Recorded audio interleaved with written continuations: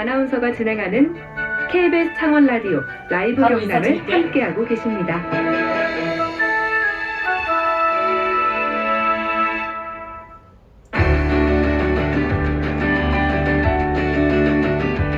우리 지역의 경제를 쉽게 풀어드립니다. 지역을 살리는 경제.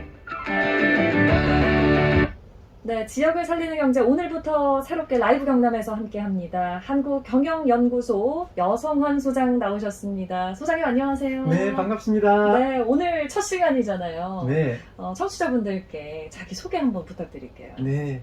방금 소개받은 것처럼 저는 한국경영연구소를 경영하고 있고요. 지역 내 중소기업들과 지역에 관한 경영 전략, 그 다음에 정책 개발 이런 걸 주로 하고 있는 회사입니다. 앞으로 우리 지역 경제를 쉽게 풀어주신다고 그래서 지역을 살리는 경제라는 코너로 이름을 지어봤어요. 네. 어떠세요? 괜찮으세요? 진짜 코너 이름이 너무 마음에 들어요. 너무 마음에 드세요? 예. 뿌듯합니다. 네. 저희가 매번 코너 지기한테 여쭤보거든요. 음. 근데 좋다고 하신 분이 소장님 한 분밖에 없네요. 근데 이 지역에 지금 이게 너무 필요한 거거든요. 그래요. 제가 늘 이런 일을 하고 있고요. 그러면 오늘 첫 시간입니다. 우리 지역 경제를 살리기 위해 오늘은 어떤 이야기 나눠볼까요? 예, 얼마 전에 중소기업 중앙회 신노동연구회 한국조선해양플랜트협회가 주최한 이 주 52시간제 전면 시행 네. 중소기업에서의 문제점과 개선 방안이라는 세미나에서 중소존선업 노동자가 이 82% 정도가 주 52시간제 이후에 임금이 감소했다고 이렇게 밝혔습니다. 임금이 줄었다. 예. 이와 관련해서 주 52시간제 근무를 이제 확대 시행하면서 생기는 긍정적인 면과 또 부정적인 면도 있죠. 이게 있을 텐데 경남 도내 기업들에게 이게 어떤 영향이 미치는지 그런 데 대해서 한번 이야기를 나눠보고 싶습니다. 그렇죠. 이제 52시간제는 뭐 모르는 사람이 거의 없겠습니다만 다시 한번 간략하게 좀 설명을 해주세요. 네. 2018년 6월까지는 법정 근로시간이 68시간이었습니다. 그런데 2018년 7월부터 공공기관, 공기업, 이 300인 이상의 민간 사업장을 대상으로 이게 이제 시행이 되었고요. 예. 2021년 1월부터는 50인 이상 사업장으로 이제 확대가 되었고, 지난 7월에는 이제 5인 이상 사업장까지 확대가 돼서 근로기준법이 적용되는 거의 모든 사업장이 적용 대상이라고 할 수 있겠습니다. 그러니까 이제는 5인 미만 사업장을 제외한 모든 사업장은 이제 52시간제가 적용되고 있는 거잖아요. 그렇죠. 물론 뭐 부정적인 면도 있겠습니다만 이 제도가 도입될 때의 취지, 목적은 분명히 있었을 거잖아요. 네. 어떤 이유에서였나요? 오히려 간단합니다.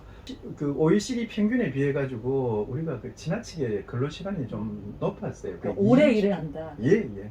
국민 소득은 3만 불 수준인데 근로 시간은 1만 불 수준이다. 이게 좀 안 맞았거든요. 예. 이게 자율적으로 개선이 되면 좋은데 고도 성장되고 이러다 보니까 자율적으로 안 됐어요. 그래서 어쩔 수 없이 시행을 하게 된 그런 겁니다. 근데 뭐 도입 목적대로 취지대로 법이 잘 가면 좋은데 지금 조선업계 근로자들이 주 52시간제 시행이 되면서 임금이 감소했다. 오히려 약간 부작용 같은 게 지금 나타나고 있어요. 예. 주 52시간제 시행으로 중소조선 그 뿌리 업체 뭐 이런데 노동자 임금이 30-40% 넘게 감소해가지고 이 임금이 감소하다 보니까 숙련공들이 이제 이탈하는 이렇게 되니까 인력난이 심화되는 부작용 이런 게 있어요. 그래서 조선산업 사내협력사 103개사를 대상으로 주 52시간제와 관련해서 애로사항이나 개선해야 될 사항 이런 거에 대해서 설문을 이제 진행해 봤어요. 하니까 노동자의 82.4%가 주 52시간제로 임금이 감소했고 이로 인해서 타 산업으로 인력 유출이 심화되고 있는 이런 큰 애로사항이 조사되기도 했습니다. 네, 어떻게 보면은 이 52시간제가 근로자의 삶의 질 향상을 위해서 도입이 된 건데 되레 노동자들의 임금이 감소하는 효과를 낳았다. 참 아이러니해요. 그 52시간 근무제 전면 확대 시행이 되면서 사업주들은 어떤 입장이에요? 사업주들 입장이 이게 참 그런데요. 그동안은 이제 일거리가 없어서 문제라 그랬는데 이제 지금은 일거리가 많아도 문제라는 이런 이제 웃지 일할 못할 사람이 없는 거잖아요. 예. 근로시간을 지키면 이제 낫기를 못 맞춘다는 거거든요. 그래서 일이 많을 때 그럼 신규 채용을 하면 되지 않냐고 했더니만은 숙련된 근로자를 금방 구하기도 힘들고 막상 최고하고 나면은 나중에 이제 해고 못 하지 않느냐고. 그래서 이러지도 저러지도 못한다고 볼멘소리를 했습니다. 그러면 이 법이 참 그 사업주도 그렇고 노동자들도 그렇고 양쪽에서 불만이 나오는 거잖아요. 네. 소장님은 왜 이 한 가지 법을 두고 이 양쪽에서 비판을 받는 이런 문제가 생겨났다고 보세요? 이게 이제 경제라는 게 생각보다 매우 복잡한 가치 사슬을 가지고 있습니다. 그래서 모든 요소들이 서로 상호 보완적인 관계를 갖고 있어요. 그러니까 단순히 한 가지만 해결해서 해결되는 게 아니고, 예. 그래서 특정한 한 분야를 손대면은 연관된 다른 분야에서 문제가 생기는 이른바 풍선 효과 같은 게 생깁니다. 예, 예. 그래서 주 52시간 근무제는 이제 경제를 발전시키고 산업의 경쟁력과 부가가치를 높이고 이렇게 해서 이제 자연스럽게 정착이 되면은 괜찮은데, 유럽은 이제 한 300년간에 걸쳐 있는데 우리는 70년 만에 하잖아요. 예. 그러다 보니까 그런 데서 나오는 이제 부작용이고, 우리나라는 이제 급격한 경제 성장으로 해서 이게 정착할 시간 이런 게 이제 되게 부족했다. 예, 그리고 우리가 계속 뭐 경쟁력 이걸 내세우면서 국제 경쟁력만 내세우다 보니까 복지라는 측면이 실제로 좀 그동안 외면이 되어 왔었죠. 그러니까 뭐 아이러니하다기보다는 어쩌면 좀 당연한 결과인 것 같기도 하네요. 네, 맞습니다. 그러면 지금 조선업은 제조업 다음으로 우리 지역의 요충 사업이잖아요. 네. 이 주 52시간제 시행이 되면서 부작용이 계속 얘기가 나온다면 이걸 좀 보완할 필요도 분명히 있을 것 같은데 어떤 뭐 대책 같은 게 있을까요? 기존 업종들은 좀 아쉽지만은 이게 적응하기 위해서 우리가 노력을 해야 될 거고요. 그 다음에 네. 부가가치를 높이는 쪽으로 가야 될 거고. 근데 이제 저는 요것보다는 좀 새로운 대안을, 우리 지역을 이끌어갈 새물결은 이 새로운 아이디어와 패기를 가진 청년들로부터 시작된다고 보고 있습니다. 예. 그래서 창업 7년 이하의 스타트업들에게는 노사가 간에 이렇게 이제 자율 협의로 해갖고 유연 근무제를 실시할 수 있도록 예. 이런 그 지혜를 좀 발휘해야 될 때다. 예, 그리고 근로가 단순히 부를 창출하기 위한 수단이 아니라 가족과 개인의 행복을 쌓아가는 징검다리 역할을 하도록 해야 된다. 예, 그렇게 되면은 해결될 거라고 보고 있습니다. 아하. 근데 지금 현실적으로 지금 국민의힘에서 반도체 인력에 한해서 52시간을 예외로 하는 법을 준비 중이라고 하더라고요. 뭐 그러니까 업종별로도 지금 처방이 좀 달라지고 있거든요. 예. 어떻게 보시는지 궁금해요. 좀 근본적인 해결이 필요할 것 같은데. 이게 네. 한번 시행하느라고 얼마나 힘들었는데, 너무 그쵸, 이렇게 그쵸. 누더기식 처방보다는 힘들지만 우리가 힘을 모아서 좀 따라가야 되지 않냐라고 봅니다.